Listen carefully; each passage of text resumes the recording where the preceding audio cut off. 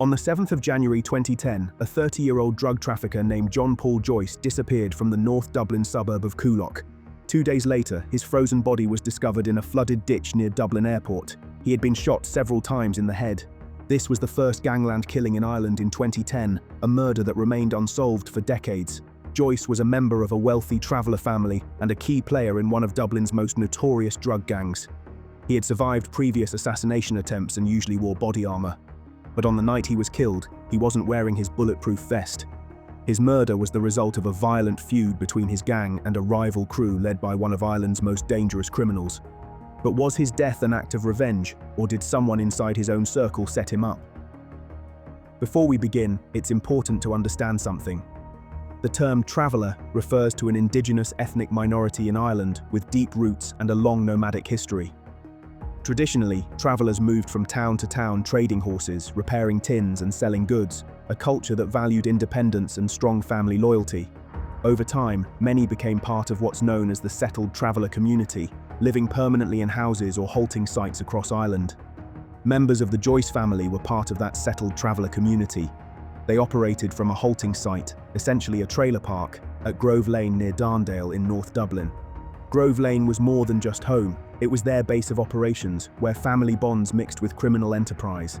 For outsiders, it looked like an ordinary traveller site. For those who knew better, it was the heart of a growing drug empire, and as the money flowed and enemies multiplied, Grove Lane became a ticking time bomb. John Paul Joyce was born in 1979.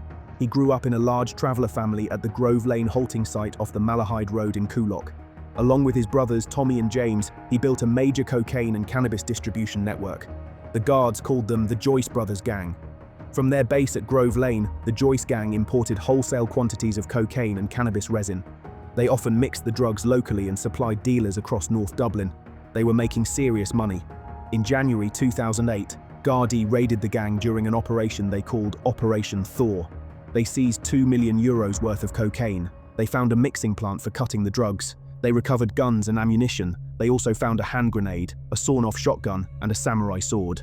In another raid, Gardaí recovered cocaine worth €500,000 and more firearms. John Paul Joyce was arrested, but he avoided serious convictions. The Joyce brothers used their criminal income to buy expensive vehicles and watches. When Tommy Joyce, one of the younger brothers in the gang, was only 19 years old, the Criminal Assets Bureau targeted him. This was unusual for someone so young, but not unusual for someone who was involved in the illegal drugs trade. Investigators told the High Court he belonged to a major cocaine gang. Despite having no legitimate income, he owned a Range Rover Sport and a BMW valued at more than €100,000. John Paul Joyce wore a watch worth €30,000. Gardaí seized cash and high-end vehicles from him as well. But the Joyce brothers weren't just drug dealers, they were violent enforcers. In June 2008, John Paul survived an ambush outside a fitness gym on the Malahide Road. Gunmen shot at him while he sat in his car. The gunman responsible for that attack later disappeared. He is presumed dead. John Paul also had a violent criminal record. In March 2006, he and another man attacked a random man named Connor Weldon in a pub on St. Patrick's Day. The reason for this attack: Weldon's son had accidentally spilled a drink on someone from the Joyce group. That led to a beating that almost killed the dad in a pub. According to court testimony, Weldon was kicked and stamped on. His head was repeatedly slammed by a door. He suffered severe brain damage and spent months in a coma. For this attack, Joyce was sentenced to 3 years in prison. The final year was suspended when he agreed to pay €10,000 in compensation. Joyce was released from prison in November 2009. He had served his time for the Weldon assault, but Garda intelligence indicated a €30,000 contract had been issued on his life shortly before he was freed. Gardaí warned him that his life was in danger. He frequently wore a bulletproof vest. He varied his routine to avoid assassination, but he continued to meet associates. Despite the constant threat, he resumed his involvement in the drug trade. The main enemies of the Joyce gang were based in Finglas, an area of northwest Dublin. Their leader was a man named Eamon Dunne. His nickname was the Don. Dunne had taken over the Finglas gang after having his own boss murdered in 2006. That boss was Martin Hyland, known as Marlowe. Dunne's gang controlled heroin and cocaine distribution across Finglas, Cabra and Ballymun. They carried out robberies and extortion. They systematically eliminated rivals. One newspaper described Dunne as the country's most ruthless and dangerous criminal. They reported he ordered 17 killings between 2005 and his own death in April 2010. Dunne often wore body armour. He employed armed minders, yet he also killed associates on suspicion of disloyalty. His paranoia and violent enforcement drew public attention. Garda sources said his gang adopted a "get them before they get you" mentality. They were suspected in the murders of major criminals, including Marlow Hyland, Paul Martin, Michael Cronin, James Maloney, Graham McNally, Michael Murray, and David Thomas. Dunne worked closely with other gangs. This included Freddie Thompson's Dublin crew and the McCarthy-Dundon gang from Limerick. They formed alliances to source drugs and arrange contract killings. The feud between the Joyce gang and Dunne's Fingless gang escalated in 2008 and 2009. Both groups were fighting for control of drug supply in North Dublin. Dunne's gang murdered several up-and-coming dealers to maintain dominance. The Joyce brothers were also expanding their network. A clash was inevitable. John Paul Joyce survived the shooting outside the gym in June 2008. Garda sources later linked that attack to the same gunman suspected of killing two other criminals, Rolly Cronin and James Maloney. An important trigger in the feud was the killing of John Clark. He was known as BJ. He was 21 years old and a drug dealer from Darndale. Clark was described as a rapidly rising gangland figure. He had several drug convictions. He had been wounded in a shooting 6 weeks before his death. On the 7th of May 2009, Clark and two friends were ambushed in the underground car park of an apartment building in Artane. A gunman with a Scorpion machine pistol shot them. Clark was killed. His two companions were injured. The guards believed Clark was a member of a gang selling heroin and cocaine across North Dublin. He had many enemies. The Criminal Assets Bureau had already decided to target his assets. He had been warned his life was in danger. Gardaí believed one of the people who wanted Clark dead was Tommy Joyce, John Paul's younger brother. According to sources, rumours circulated that Tommy offered €40,000 and a Scorpion pistol to anyone who would kill Clark. Ballistics later showed the gun used in Clark's murder was indeed a Scorpion pistol. This fueled speculation that Tommy supplied the weapon. On the 17th of June 2009, just weeks after BJ Clark's murder, Tommy Joyce was shot 5 times outside his home at the Grove Lane halting site. He was 20 years old. Tommy Joyce was one of the youngest criminals ever targeted by the Criminal Assets Bureau. He owned a Range Rover and BMW purchased with drug money. Gardaí believed his murder might have been revenge for the Clark killing. Criminals in Darndale believed Tommy owned a Scorpion pistol and had orchestrated Clark's death. Others suspected a feud with a gang from Sheriff Street might have been involved. On the 7th of January 2009, before the Joyce feud erupted, a hitman shot 2 men in the Summerhill area of Dublin. They were heroin dealer Michael Cronin, who was 35, and his driver James Maloney, who was 26. A gunman entered the back of their car under the pretense of arranging a drug deal. He fired shots at their heads, killing both men. Forensic evidence linked the murders to Christopher Gilroy. He was known as Christy. He was a heroin user and armed robber from Dorset Street. The guards believe Eamon Dunne's Fingless gang hired Gilroy to kill Cronin and Maloney. After the murders, Gilroy fled. In January 2009, as the guards searched for him, Gilroy vanished. He has never been seen again. Garda believed Dunne arranged Gilroy's murder. The hitman was an addict and was considered a liability. They suspect Dunne used contacts in Spain to have him shot and his body hidden. A later report revealed that another contract killer, Eric Wilson, known as Lucky, lured Gilroy to Spain and murdered him. He buried his body in a shallow grave. On Thursday, the 7th of January 2010, John Paul Joyce left a house on Ferry Carrig Road in Coolock around 7 in the evening. He was going to meet an associate. His family believed the meeting was for criminal business. He never returned. Joyce's partner, Leah Murphy, reported him missing 2 days later. Local guards and air support units searched Coolock, Malahide and Portmarnock the following day. On Saturday, the 9th of January 2010, people passing by Dunbro Lane noticed blood in the snow. Dunbro Lane is a quiet country road near Dublin Airport. They discovered Joyce's body. It was partly submerged in a flooded ditch. The freezing conditions suggested it had been dumped there on Thursday night. The state pathologist, Dr. Marie Cassidy, conducted a post-mortem. She revealed that Joyce had been shot several times in the head. Gardaí believe he was abducted after leaving Ferry Carrig Road. He was bundled into a vehicle and taken to Dunbro Lane. There, he was executed. At the time of his death, Joyce was under threat from multiple enemies. Garda sources said he regularly wore a bulletproof vest, but he was not wearing it on the night he disappeared. Investigators initially suspected the killing was linked to the feud with Dunne's gang. Joyce had several enemies, including major rival traffickers. One theory suggests Joyce might have been killed because he failed to dispose of a murder weapon. Dunne had instructed him to dispose of a gun used to murder another criminal named Paul Martin, but Garda recovered it. This may have prompted revenge. Another theory holds that Joyce was lured to his death by someone he trusted. According to sources, Joyce told friends he was meeting an associate that night.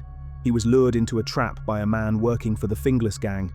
The same sources say Joyce's murder was carried out by the Fingless gang working with remnants of the B.J. Clark gang. Gardaí intelligence also indicated there was a €30,000 contract on Joyce's life. This was believed to have been issued by a major West Dublin gang boss.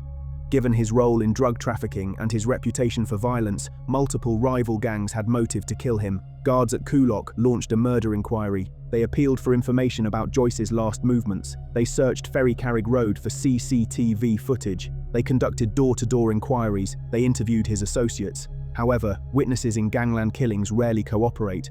The investigation quickly stalled. No one has ever been charged with Joyce's murder. The prime suspects are members of Dunne's Fingless gang. Multiple sources explicitly state that Joyce was murdered by the Fingless gang led by Dunne. The feud between Joyce and Dunne's gang had escalated after the murders of B.J. Clark and Tommy Joyce. Dunne's gang had a pattern of eliminating rivals. Dunne's motivation could have been revenge. Joyce had vowed to avenge his brother's murder. He refused to submit to Fingless control, or Dunne may have wanted to punish him for failing to dispose of the murder weapon.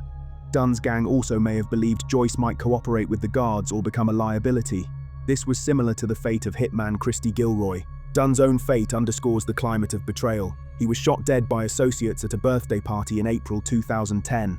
His death came just 3 months after Joyce's murder. It prevented any direct retribution. Some investigators speculated that Christopher Gilroy, the deceased hitman, may have been involved in earlier attacks on Joyce. The gunman who shot Joyce in June 2008 was also suspected of the Cronin and Maloney murders. This suggests Gilroy may have been involved. However, Gilroy disappeared a year before Joyce's murder. He could not have carried out the January 2010 shooting. Eric Wilson, the contract killer known as Lucky, worked for various gangs including Dunne's. A report states that Wilson compiled a hit list for a Dublin gang. He murdered Christy Gilroy in Spain after luring him there. Wilson's role in orchestrating hits suggests he could have been involved in Joyce's murder. However, no direct evidence links him to the killing. Garda sources also mentioned a major West Side crime gang boss who issued a €30,000 contract on Joyce's head. This unnamed figure was one of Dublin's most powerful drug dealers. He had clashed with Joyce's gang over trafficking territory. The contract may have been separate from the feud with Dunne. It illustrates how many enemies Joyce had. Some Garda officers speculated that Joyce was killed by his own associates. Reports indicate that detectives thought he might have been abducted and shot by people within his own gang. Gangland criminals often turn on each other when suspicion arises. Joyce was known to be paranoid and violent. This made betrayal plausible. Joyce's murder and the killings that preceded it devastated the traveller community at Grove Lane. At his funeral in Ashbourne, County Meath, the priest said the parents of John Paul and Tommy Joyce had been plunged into darkness twice within a year. Joyce's fiancée, Leah Murphy, and their 2 children, Bonnie and Joe John, were left behind. The killings reinforced negative stereotypes of travellers as criminals. Yet many travellers said that only a small number of their community were involved in organised crime. The public saw scenes of heavy Gardaí operations at halting sites. They saw seizures of expensive cars and arrests of young men. This drew unwanted attention to legitimate traveller families. The murders of B.J. Clark, Tommy Joyce, and John Paul Joyce occurred in rapid succession. They overwhelmed Gardaí resources. The station in Coolock was under-resourced. It typically had only about 20 uniformed officers on duty at any time. During January 2010, officers were simultaneously investigating the kidnapping and murder of John Paul Joyce, the stabbing of another man, and a fatal road accident. This resource shortage hampered investigations. Senior Garda officials admitted they could not adequately patrol the area. Criminals sensed weakness and continued to operate. Witness intimidation further hindered progress. Joyce's murder did not end the violence. Eamon Dunne himself was assassinated in April 2010 by his own associates. His killing was welcomed by many criminals who saw him as unpredictable and dangerous. But it did not eliminate the gang. Younger members continued operations. Subsequent years saw further murders in Dublin's gangland, though the intensity of the feud dissipated after key figures died. Joyce's murder is one of dozens of unsolved gangland killings in Ireland. These cases are difficult to solve because many victims live secretive lives. Their families fear cooperating with Garda. Some murders are what investigators call nobody killings. Bodies disappear, such as that of Christy Gilroy. This indicates the lengths criminals go to hide evidence. In Joyce's case, his body was found, but fear and silence have still prevented convictions. The unsolved murder of John Paul Joyce shows the brutal cycle of violence in Dublin's Gangland during the late 2000s. Joyce and his brothers rose rapidly from a traveller halting site to become major drug traffickers. They amassed wealth and enemies. Their feud with Eamon Dunne's fingerless gang triggered a sequence of murders. B.J. Clark was killed, Tommy Joyce was killed, Rowley Cronin and James Maloney were killed, and finally, John Paul Joyce was killed. Investigators believe Joyce was abducted and shot by members of Dunne's gang.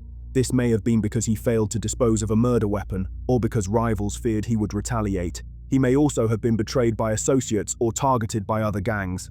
The presence of a €30,000 contract on his head underscores the many motives for his murder. The primary suspects, Eamon Dunne and hitman Christy Gilroy, were themselves killed shortly after. This ensures that the full truth remains elusive. For the traveller community, the killings brought grief and increased stigma. For Gardaí, they exposed serious resourcing challenges and the need for stronger witness protection programs. More than 15 years later, the ditch behind Dublin Airport where Joyce was dumped remains a reminder. It shows how quickly gangland feuds can spiral and how difficult it is to bring killers to justice. The case continues to symbolise the dark side of Ireland's capital, a world where greed, revenge and betrayal often trump loyalty and life.